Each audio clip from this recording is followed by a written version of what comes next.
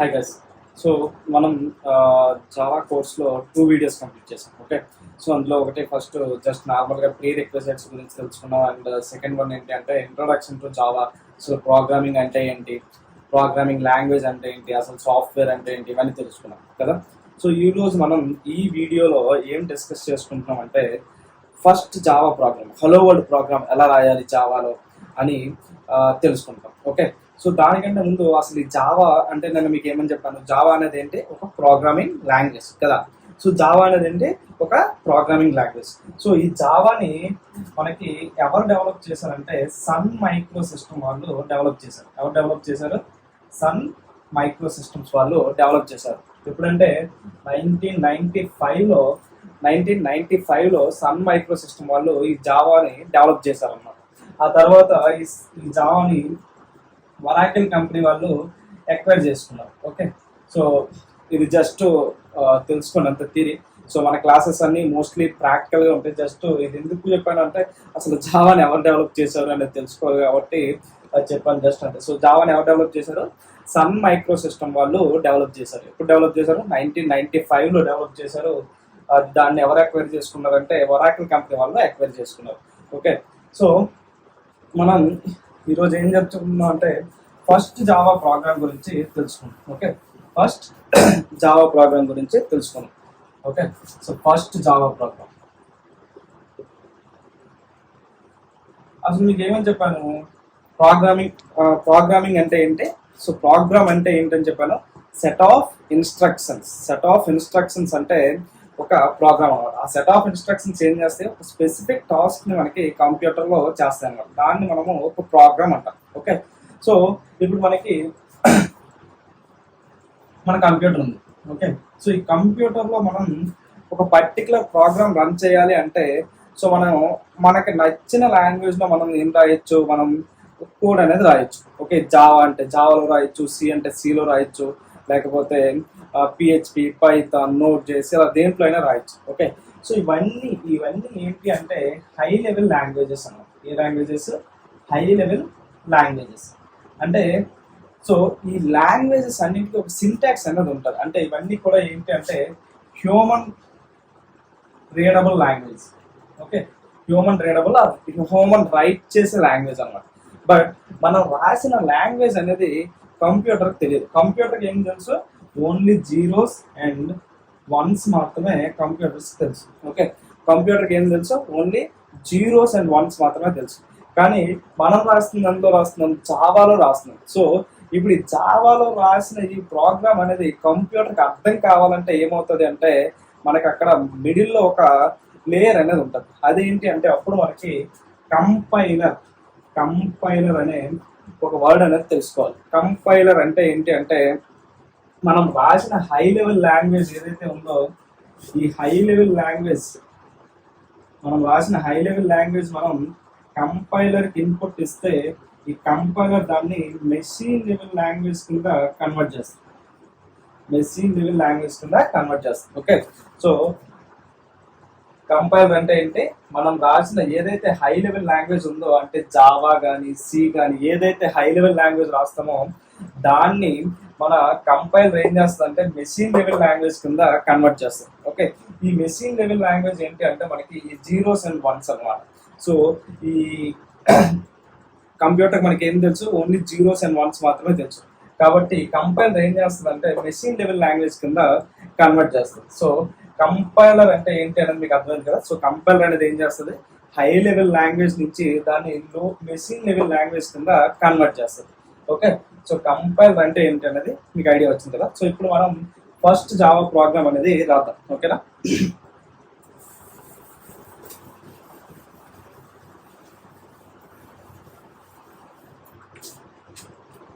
So మనం ఈరోజు hello world programme అనేది ఎలా రాయాలి అని తెలుసుకుందాం. Hello world. ఓకే, సో నేను ఫస్ట్ కోడ్ రాస్తాను, ఆ తర్వాత ఈచ్ అండ్ ఎవ్రీథింగ్ కూడా డీటెయిల్గా మీకు ఎక్స్ప్లెయిన్ చేస్తాను. Okay, class hello world public static void main string args system dot out dot println hello world. So ఇది బేసిక్ గా ఫస్ట్ హలో వరల్డ్ ప్రోగ్రామ్ యొక్క సింటాక్స్ అన్నమాట. సో అంటే దీన్ని బైహార్ట్ చేసేసి అలా టైప్ చేసేయండి అని కాదు. సో మీకు ఈచ్ అండ్ ఎవ్రీథింగ్ డీటెయిల్ గా చెప్తాను. సో జావా ప్రోగ్రామ్ స్ట్రక్చర్ ఇది. ఓకే, జావా ప్రోగ్రామ్ రాసేటప్పుడు ఆ జావా ప్రోగ్రామ్ యొక్క స్ట్రక్చర్ అన్నమాట. ఓకే, సో ఇదేంటి అంటే జావా ప్రోగ్రామ్ యొక్క స్ట్రక్చర్. ఓకే, సో మనకి జావా ఏంటి అంటే మనకి object oriented programming language. Java ఏంటి మనకి ఆబ్జెక్ట్ ఓరియంటెడ్ ప్రోగ్రామింగ్ లాంగ్వేజ్. అసలు ఆబ్జెక్ట్ ఓరియంటెడ్ ప్రోగ్రామింగ్ లాంగ్వేజ్ అంటే ఏంటి అంటే మనం ఊప్స్ కాన్సెప్ట్ చెప్పుకునేటప్పుడు డీటెయిల్ గా తెలుసుకుంటాం. సో జస్ట్ మీకు జావా అంటే ఏంటి అంటే ఆబ్జెక్ట్ ఓరియంటెడ్ ప్రోగ్రామింగ్ లాంగ్వేజ్ అని ఇప్పుడు మీకు జస్ట్ గుర్తుపెట్టుకోండి. ఓకే, సో మనకి మీకు ఏదైనా ఒక కాన్సెప్ట్ చెప్పినప్పుడు మీకు ఒక పర్టికులర్ వర్డ్ కానీ లేకపోతే ఏదైనా ఒక టర్మ్ కానీ మీకు అర్థం కాకపోతే మీరు ఏం చేయాలంటే ఆ టాపిక్ ని మళ్ళీ రివైజ్ చేయండి, లేకపోతే టోటల్ వీడియో అయినంత వరకు, లేకపోతే అలా కోర్స్ మొత్తం కంప్లీట్ అవుతున్నంత వరకు వాచ్ చేస్తూ ఉన్నాను. మీకు ఏంటి అంటే ఒక పర్టికులర్ టర్మ్ మీకు ఒక దగ్గర అర్థం కాలేదు అంటే అది నెక్స్ట్ వీడియోలో కానీ లేకపోతే అదే వీడియో మళ్ళీ రివైజ్ చేస్తే కానీ ఆ టర్మ్ అనేది మీకు క్లారిటీ వచ్చేస్తుంది అనమాట. సో మీరు ఏం చేయాలంటే రివైజ్ చేయడం కానీ లేకపోతే కోర్స్ అయినంత వరకు అలా వెయిట్ చేస్తూ ఉన్నాను. ఓకే, సో మీకు ఈచ్ అండ్ ఎవ్రీథింగ్ డీటెయిల్ గా తెలుస్తుంది. కోర్స్ మొత్తం కంప్లీట్ అయ్యేసరికి మీకు ఈచ్ అండ్ ఎవ్రీథింగ్ కూడా డీటెయిల్ గా తెలుస్తుంది. Okay, so coming back to the Java program structure. Okay, so each and every Java programme కూడా మనకి ఒక క్లాస్ లో రాయాలి. Okay, each and every Java programme కూడా మనం ఒక క్లాస్ లో రాయాలన్నమాట. ఓకే, సో జావా ప్రోగ్రామ్ అనేది ఏంటి అంటే ఎవ్రీథింగ్ అనేది కూడా మనం ఒక క్లాస్ లో రాయాలి. ఓకే, సో ఇప్పుడు ఈ జావా ప్రోగ్రామ్ ఏదైతే రాసామో దాన్ని మనం జావా అనే ఒక ఎక్స్టెన్షన్ తో స్టోర్ చేయాలి. ఆ ఫైల్ నేమ్ ఏమని స్టోర్ చేయాలి?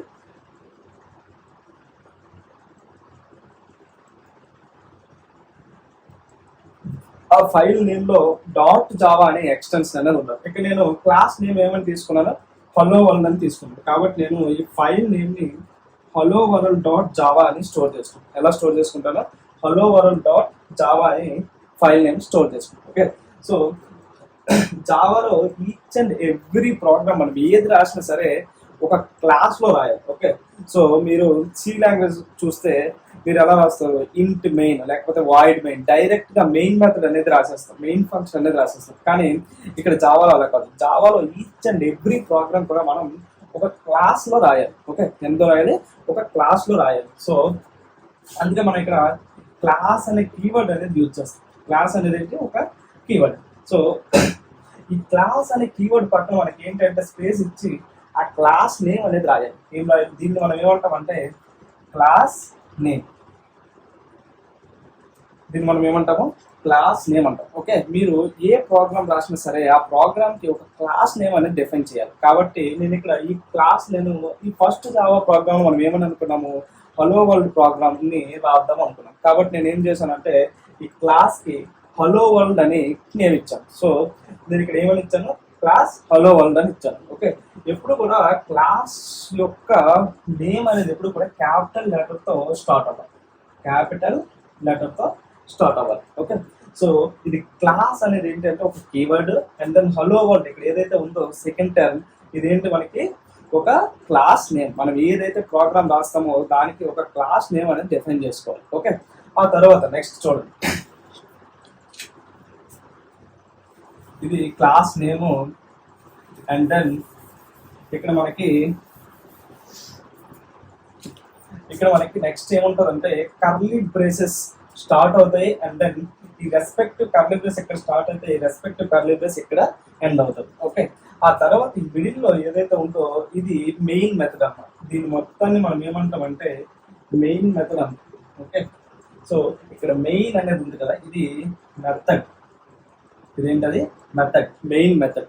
సో జావాలో ఏ క్లాస్ అయినా సరే, అంటే ఒక పర్టికులర్ జావా ప్రోగ్రామ్ రాసామంటే ఆ జావా ప్రోగ్రామ్ లో మనకి ఒక మెయిన్ మెథడ్ అనేది ఉంటుంది. మెయిన్ మెథడ్ అనేది ఉండాలి. సో జావా ప్రోగ్రామ్ యొక్క ఎగ్జిక్యూషన్ అనేది always starts with main method. Java program execution always starts with main method. Java program execution always starts with main method. Okay, మీరు ఏదైనా ఒక జావా ప్రోగ్రామ్ రాసి అందులో మీరు మెయిన్ మెథడ్ రాయలేదు అనుకోండి, ఆ జావా ప్రోగ్రాము రన్ అవ్వదు. ఓకే, అంటే రన్ అవుతుంది కానీ మీకు ఎటువంటి అవుట్పుట్ రాదు. ఓకే, సో మనకి అవుట్పుట్ రావాలి అంటే ఒక పర్టికులర్ లాజిక్ ట్రిగ్గర్ అవ్వాలి అంటే అందులో ఖచ్చితంగా మెయిన్ మెథడ్ అనేది ఉండాలి. Okay, so Java program execution is always starts with main method. Okay, so ఇందులో మీరు చూస్తే 4 డిఫరెంట్ వర్డ్స్ ఉన్నాయి. 4 డిఫరెంట్ వర్డ్స్ ఉన్నాయి ఇందులో. పబ్లిక్ అండ్ స్టాటిక్, ఈ రెండింటిని మనము యాక్సెస్ మోడిఫైయర్స్ అంటాం. Access modifiers are access specifiers.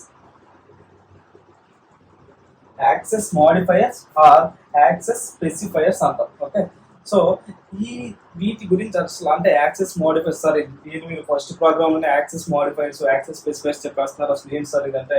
So దీనికి మళ్ళీ మనం యాక్సెస్ మోడిఫైర్స్ అనే కాన్సెప్ట్ చెప్పుకునేటప్పుడు నేను డీటెయిల్గా చెప్తాను. బట్ ఈ 2 వర్డ్స్ ఎందుకు అసలు అదంటే ఏంటి అని మీకు తెలుసుకోవాలి కాబట్టి ఇక్కడ నేను చెప్పాను. ఓకే, వీటిని ఏమంటాము access modifiers are access specifiers అంటాం. అసలు ఈ పబ్లిక్ అంటే ఏంటి అంటే, ఇప్పుడు ఈ జావా ప్రోగ్రామ్ని మనకి ఎవరు ఎగ్జిక్యూట్ చేస్తారంటే మన ల్యాప్టాప్ మన కంప్యూటర్లో జేవిఎం అనేది ఎగ్జిక్యూట్ చేస్తారు.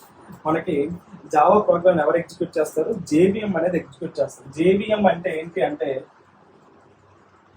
Java virtual machine. జేవిఎం అంటే ఏంటి? Java virtual machine. Okay, so ఈ జావా ప్రోగ్రామ్ ఎవరు ఎగ్జిక్యూట్ చేస్తారు? జేవిఎం ఎగ్జిక్యూట్ చేస్తుంది. సో జేవిఎం అంటే ఏంటి? Java virtual machine. So JVM అనేది ఒక పర్టికులర్ ప్రోగ్రామ్ రన్ చేస్తే ఆ ప్రోగ్రామ్ మన కంప్యూటర్లో ఎక్కడ ఉన్నా సరే అది ఎగ్జిక్యూట్ చేయాలి అంటే అప్పుడు మనం ఏం రాయాలి అంటే పబ్లిక్ అని రాయాలి. పబ్లిక్ అంటే మొత్తం టోటల్ యాక్సెస్ అని మీనింగ్. ఓకే, పబ్లిక్ అంటే ప్రెజెంట్ మీకు గుర్తుపెట్టుకోవాల్సింది ఏంటంటే టోటల్ యాక్సెస్ అని మీనింగ్. ఓకే, సో స్టాటిక్ అంటే ఏంటి? సో మీకు జావా అంటే ఏమని చెప్పాను? ఆబ్జెక్ట్ ఓరియంటెడ్ ప్రోగ్రామింగ్ అని చెప్పాను. అంటే ఏంటి అంటే మనము జావా క్లాసెస్ ఏవైతే క్రియేట్ చేస్తామో వాటికి ఆబ్జెక్ట్స్ అనేవి క్రియేట్ చేస్తాం. ఓకే, మనం జావా కోడ్లో ఈచ్ అండ్ ఎవ్రీ క్లాస్ కూడా ఒక ఆబ్జెక్ట్ అనేది క్రియేట్ చేస్తాం. ఆబ్జెక్ట్ అంటే ఏంటి ఇవన్నీ మీకు డీటెయిల్గా తర్వాత చెప్తాను. కాకపోతే ఇక్కడ స్టాటిక్ అంటే ఏంటి అంటే జస్ట్ మీరు గుర్తుపెట్టుకోవాల్సింది ఏంటి అంటే అది ఒక access modifier. Okay, without object మనం క్లాస్ని రన్ చేయాలి అంటే మనకి దానికి మనం స్టాటిక్ అనే ఆ మెథడ్కి మనం స్టాటిక్ అని మెన్షన్ చేయాలి. వితౌట్ ఆబ్జెక్ట్ అంటే ఈ పర్టికులర్ హలో వరల్డ్ అనే క్లాస్కి నేను వితౌట్ ఆబ్జెక్ట్ అంటే ఆబ్జెక్ట్ క్రియేట్ చేయకుండా నేను ఈ హలో వరల్డ్ ప్రోగ్రామ్ని రన్ చెయ్యాలి అనుకుంటున్నాను. ఓకే, ఈ హలో వరల్డ్ అనే ప్రోగ్రామ్ ఏదైతే మనం రాసామో దానికి ఈ క్లాస్కి ఆబ్జెక్ట్ క్రియేట్ చేయకుండా మనం హలో వరల్డ్ ప్రోగ్రామ్ రన్ చేయాలి అనుకుంటే అప్పుడు మనం ఏమని మెన్షన్ చేయాలి? స్టాటిక్ అని మెన్షన్ చేయాలి మెయిన్ మెథడ్. ఓకే, సో అందుకే మనకి ఇక్కడ మెయిన్ మెథడ్కి ఎప్పుడు కూడా స్టాటిక్ అనేది ఉంటుంది. వాయిడ్ అంటే మీరు ఆల్రెడీ సి లాంగ్వేజ్ నేర్చుకుని ఉంటే మీకు వాయిడ్ అంటే ఏంటి అని తెలుస్తుంది. వాయిడ్ అంటే ఏంటి? మన మెథడ్ అనేది ఎటువంటి వాల్యూని రిటర్న్ చేయకపోతే దానికి మనం ఏమంటాం? అప్పుడు అది మనం వాయిడ్ అని మెన్షన్ చేయొచ్చు. ఓకే, మన జావాలో ఈ మెయిన్ మెథడ్ అనేది ఎటువంటి వాల్యూని కూడా రిటర్న్ చేయదు కాబట్టి మనం ఇక్కడ వాయిడ్ అని మెన్షన్ చేస్తాం. ఓకే, సో మీరు సి లాంగ్వేజ్లో ఫంక్షన్స్ నేర్చుకుంటే ఒక ఎడిషన్ అనే ఫంక్షన్ రాశారు అనుకోండి, టు ఏ అండ్ బి అనే వాల్యూస్ ఇచ్చి దాని యొక్క టోటల్ సమ్ అనేది రిటర్న్ చేయాలి అంటే మీరు రిటర్న్ టైప్ ఇంట్ అని రాస్తారు. సో అంటే ఆ మెథడ్ అనేది ఒక ఇంటీజర్ వాల్యూని రిటర్న్ చేస్తుంది అన్న మీనింగ్. ఓకే, ఇక్కడ వాయిడ్ అంటే ఏంటి అంటే ఈ మెథడ్ మెయిన్ మెథడ్ ఏదైతే ఉందో అది ఎటువంటి వాల్యూని కూడా రిటర్న్ చేయట్లేదు. సో ఎటువంటి వాల్యూని కూడా రిటర్న్ చేయకపోతే అప్పుడు మనం ఏమని మెన్షన్ చేస్తాం? వాయిడ్ అని మెన్షన్ చేస్తాం. ఓకే, నెక్స్ట్ ఈ మెయిన్ అనేది ఏంటి? మెయిన్ అనేది ఏంటి అంటే మనకి మెథడ్ నేమ్. ఓకే, మెయిన్ అనేది ఏంటి మనకి? Method name. ఓకే, సో మన జావా ప్రోగ్రామ్ ఎగ్జిక్యూషన్ అనేది always starts with main method. So మనకి మెయిన్ మెథడ్ ఉంటేనే మన జావా ప్రోగ్రామ్ అనేది రన్ అయ్యి మనకి లోపల ఉన్న అవుట్పుట్ అనేది మనకి ప్రింట్ అవుతుంది. Okay, next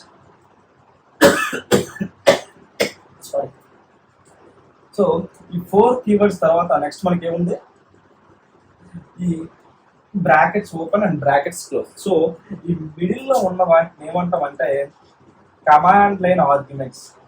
command line arguments. ఇక్కడ ఆర్గ్స్ అనేది ఏంటి అంటే మనకి ఒక వేరియబుల్ నేమ్. ఆర్గ్స్ అనేది ఏంటి అంటే ఒక నేమ్ అన్నమాట. ఓకే, ఇక్కడ స్ట్రింగ్, ఇక్కడ మనకి బ్రాకెట్స్ ఉన్నాయి కదా. సో ఇది ఏంటి అంటే ఒక ఎరే ఆఫ్ స్ట్రింగ్స్. ఓకే, ఇదేంటిది ఎరే ఆఫ్ స్ట్రింగ్స్. ఈ ఎరే అంటే ఏంటి, స్ట్రింగ్ అంటే ఏంటి, ఇవి కూడా మనము డీటెయిల్ గా నేర్చుకుందాం తర్వాత. ఓకే, ప్రెసెంట్ మీరు ఏం తెలుసుకోవాలి, స్ట్రింగ్ ఆర్గ్స్ అంటే ఏంటంటే కమాండ్ లైన్ ఆర్గ్యుమెంట్స్ అంటాం దాన్ని. ఓకేనా. నెక్స్ట్ మళ్ళీ ఇక్కడ ఈ మెయిన్ అనేది మళ్ళీ మీకు ఏమని చెప్పాను, ఒక మెథడ్ అని చెప్పాను. అలానే హలో వరల్డ్ అనేది ఏంటి, ఒక క్లాస్ అనేది ఆల్వేస్ స్టార్ట్స్ విత్, ఇక్కడ మనకి బ్రాకెట్ ఓపెన్ బ్రాకెట్ క్లోజ్ ఉంటుంది. అలానే మెథడ్ కూడా మనకి బ్రాకెట్ ఓపెన్ బ్రాకెట్ క్లోజ్ ఉంటుంది. ఈ బిట్వీన్ ఇందులో ఏదైతే కోడ్ రాశారో అది మొత్తం మనకి ఆ మెథడ్ యొక్క లాజిక్ అన్నమాట. ఓకే, సో ఇక్కడ మనం ఏమని రాసాము, system.out.println హలో వరల్డ్ అని రాసాం. ఓకే, system.out.println అంటే ఏంటి, ఓకే మీరు సి లాంగ్వేజ్ ఆల్రెడీ నేర్చుకుని ఉంటే కొంతమందికి ప్రింట్ఎఫ్ అంటే ఏంటి అంటే, ప్రింట్ఎఫ్ ఏం చేస్తుంది మనకి, మీరు ప్రింట్ఎఫ్ స్టేట్మెంట్లో ఏదైతే రాసామో అది మనకి కన్సోల్ మీద ప్రింట్ అవుతుంది. ఓకే, మనం ఆ పర్టికులర్ సి ప్రోగ్రామ్ రన్ చేసేటప్పుడు మనకి అది కన్సోల్ మీద ప్రింట్ అవుతుంది. అలానే system.out.println అని ఏం చేస్తుంది అంటే, మనం ఈ లోపల ఏదైతే డబుల్ కోట్స్ బిట్వీన్ మనం ఏదైతే మెన్షన్ చేసామో అది మనకి కన్సోల్లో ప్రింట్ చేస్తుంది. ఇప్పుడు నేను ఈ పర్టికులర్ ప్రోగ్రామ్ రన్ చేశాను అనుకోండి, నాకు అది ఏం చేస్తుంది అంటే హలో వరల్డ్ అని ప్రింట్ చేస్తుంది అనమాట. ఓకే, ఈ system.out.println. Okay, and then bracket open double quotation start hello world double quotation and then bracket close and semicolon. So each and every statement మనం జావాలో రాసిన each and every statement కూడా ends with semicolon. Okay, each and every statement కూడా ends with semicolon. Okay sir, మరి each and every statement ends with semicolon అన్నారు, మరి ఇక్కడ class లో ఎక్కడ సెమీకోలన్ లేదు ఎక్కడ సెమీకోలన్ లేదు అంటే అది క్లాస్ అండి, ఇది మెథడ్. ఓకే, సో ఇది క్లాస్ డెఫినేషన్, ఇది method definition. Okay, so class starting method starting, so అక్కడ మనకి సెమీకోలన్స్ అనేవి ఉండవు. ఓకే, సో ఆ మెథడ్ లోపల ఏదైతే రాశారో అది వాటిని మనం స్టేట్మెంట్స్ అంటాం. ఓకే, ఆ స్టేట్మెంట్స్ అన్నింటికి కూడా మనకి లాస్ట్ లో సెమీకోలన్ అనేది ఉంటుంది. ఓకేనా. సో system.out.println ఎందుకు యూజ్ చేస్తామో, ఏదైతే మనం ఆ system.out.println లోపల మెన్షన్ చేసామో ఆ పర్టికులర్ డేటా అనేది మనకి కన్సోల్ మీద ప్రింట్ అవుతుంది. ఓకే, మనము కన్సోల్ మీద డేటా ప్రింట్ చేయడానికి మనము ఆ system.out.println అనే స్టేట్మెంట్ యూజ్ చేస్తాం. ఓకే, సో ఇది మనకి బేసిక్ జావా ప్రోగ్రామ్ కదా. Class hello world curly bracket open public static void main string args curly bracket open system.out.println hello world semicolon curly bracket close. So మీరు ఏం చేయాలంటే మీకు మైండ్లో ఈ సింటాక్స్ అనేది ఉండిపోవాలండి. ఓన్లీ ఈ పర్టికులర్ సింటాక్స్ మాత్రమే మీరు బై హార్ట్ చేయాలి. ఇంతకు మించి వేరే ఏ స్టేట్మెంట్స్ కూడా మీరు బై హార్ట్ అనేది చేయకూడదు. ఓకే, సో ఓన్లీ ఈ క్లాస్ యొక్క స్ట్రక్చర్ ఏంటి, ఈ మెథడ్ యొక్క స్ట్రక్చర్ ఏంటి, ఇవి మాత్రమే మీరు బై హార్ట్ చేయాలి. అంతకు మించి మీరు ఏం బై హార్ట్ చేయాలి, ఇది కూడా బై హార్ట్ చేయాల్సిన అవసరం లేదండి. ఒక 2 to 3 ప్రోగ్రామ్స్ మీరు ప్రాక్టీస్ చేసేస్తే మీకు అది ఆటోమేటిక్గా మైండ్లో మెమరైజ్ అయ్యి ఉండిపోతుంది. ఓకే, సో మీరు జస్ట్ 2 to 3 times ప్రాక్టీస్ చేయండి, మీకు మైండ్లో గుర్తుండిపోతుంది. నెక్స్ట్ మీరు అసలు ఏది బై హార్ట్ చేయాల్సిన అవసరం లేదు. నెక్స్ట్ ఇక్కడ system.out.println హలో వరల్డ్ ఎందుకు రాసామంటే, నేను ఏమని చెప్పాను, హలో వరల్డ్ ప్రోగ్రామ్ రాయాలన్నాను. హలో వరల్డ్ ప్రోగ్రామ్ అంటే ఏంటి, నాకు ఆ ప్రోగ్రామ్ రన్ చేసినప్పుడు కన్సోల్లో హలో వరల్డ్ అని ప్రింట్ అవ్వాలి. కన్సోల్లో హలో వరల్డ్ అని ప్రింట్ అవ్వాలి అంటే, కన్సోల్లో ప్రింట్ అవ్వాలి అంటే మనం అక్కడ యూజ్ చేయాల్సిన స్టేట్మెంట్ ఏంటి, సింటాక్స్ ఏంటి, system.out.println. కాబట్టి మీకు మైండ్లోకి వచ్చేయాలన్నమాట. system.out.println యూజ్ చేస్తే మనకి అక్కడ మనకి కన్సోల్లో ప్రింట్ అవుతుంది. కాబట్టి మీరు అక్కడ రాయాల్సిన స్టేట్మెంట్ ఏంటి, system.out.println అని రాసి మీకు అక్కడ ఏదైతే వాల్యూ ప్రింట్ అవ్వాలి కన్సోల్లో అని చెప్పారో ప్రోగ్రామ్ రాసేటప్పుడు ఆ పర్టికులర్ సెంటెన్స్ అనేది ఇక్కడ ఇవ్వాలి. ఓకే, సో ఇది మీకు బేసిక్ ఫస్ట్ జావా ప్రోగ్రామ్ అనమాట. Okay, next. సో మీరు ఈ ప్రోగ్రామ్ రాసిన తర్వాత మనం ఈ ప్రోగ్రామ్ ఏమని సేవ్ చేయాలి? Hello world dot Java. Class name ఏదైతే ఇచ్చారో ఆ క్లాస్ నేమ్తో మీరు హలో వరల్డ్ డాట్ జావా అంటే సేమ్ ఇక్కడ మీరు ఏదైతే క్లాస్ నేమ్ ఇచ్చారో అదే నేమ్ ఇవ్వాల్సిన అవసరం లేదు, మీరు ఏదైనా ఇవ్వచ్చు. బట్ మీరు మోస్ట్లీ మనం ఫాలో అవ్వాల్సింది ఏంటి అంటే ఇక్కడ క్లాస్ నేమ్ ఏదైతే ఇచ్చారో ఆ క్లాస్ నేమ్ని ఫైల్ నేమ్ కింద ఇచ్చి డాట్ జావా అనే ఎక్స్టెన్షన్ ఇవ్వాలి. ఓకే, అలా ఇస్తే మీకు నెక్స్ట్ ఈ ఫైల్ మీరు సేవ్ చేస్తారు. తర్వాత మీరు రన్ చేయాల్సిన కమాండ్ ఏంటి? Java C space hello world dot Java. Okay, so ఇది మనకి ఏంటి అంటే కంపైలేషన్ స్టెప్. దీన్ని మనం ఏమంటాము? కంపైలేషన్ స్టెప్ అంటాం.